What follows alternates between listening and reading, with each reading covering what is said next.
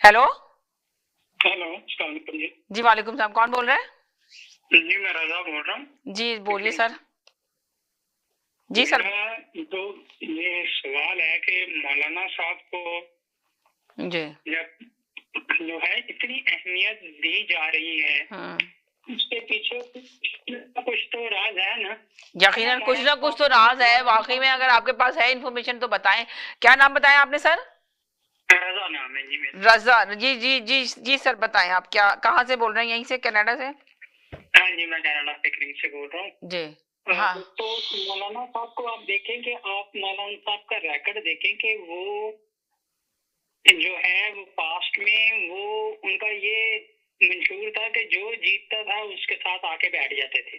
Right. ठीक है जी। जी हाँ जी। और अभी जो देखे मौलाना साहब थोड़ा सा इस चीज पे जो कानून पास होने की पे जो है वो रेजिस्ट कर रहे हैं, हालांकि वो हमेशा से जो रूलिंग पार्टी थी उसके साथ रहे। तो मेरे मुताबिक क्या आप ये लोग समझते नहीं है कि मौलाना साहब का जो है वो कुछ अपना कोई बहुत बड़ा काम मनवाने के लिए मौलाना साहब ऐसा कर रहे हैं? मेरा यही सवाल है। मैं इतना कोई सियासत में बहुत इन नहीं हूँ। Right right right right.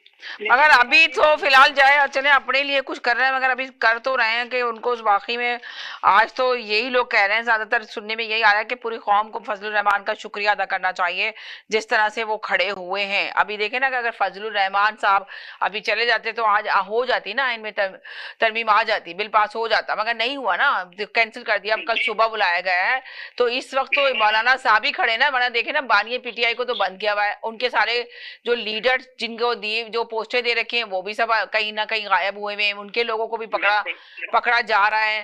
तो मुल्क में इस वक्त चल क्या रहा है? की हुकूमत को उतारने में तो मौलाना साहब आगे थे ना। हाँ वो तो 100% आगे थे, मौलाना साहब सबसे आगे थे। बाद में मौलाना साहब ने कहा नहीं जी। हाँ, मौलाना साहब तो आगे थे इस चक्कर में। तो अब क्या वजह है? मौलाना साहब ने मान तो जाना है। यानी यानी कि आपके बिलावल आज मिलने गए तो आप ये कहना चाह रहे हैं कि मौलाना आखिरकार मान जाएंगे, दोबारा इनके साथ ही शामिल हो जाएंगे हुकूमत के साथ? बिल्कुल बिल्कुल, मौलाना साहब इस तरफ इसलिए अड़े हुए हैं कि वो कोई अपना बड़ा काम निकलवाना चाहते हैं।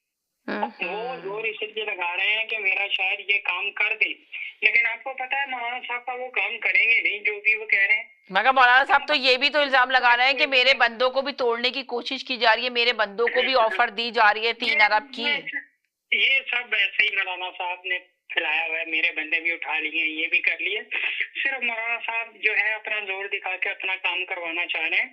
हुआ तो ठीक है, नहीं तो मौलाना साहब का वही जो है वो असूल है कि भाई जो हुकूमत है उसके साथ ही मिलके काम करो। अच्छा, अभी तो थोड़ा सा उन्होंने अपने आप की इम्पोर्टेंस शो करने के लिए उन्होंने ये सारा खेल रचाया कि मेरी तो इम्पोर्टेंस हो जाए और मेरे कुछ चंद पॉइंट्स हैं उनको माना जाए, तो मैं भी इनके साथ हूँ। मौलाना साहब को आप बदलते देखिएगा।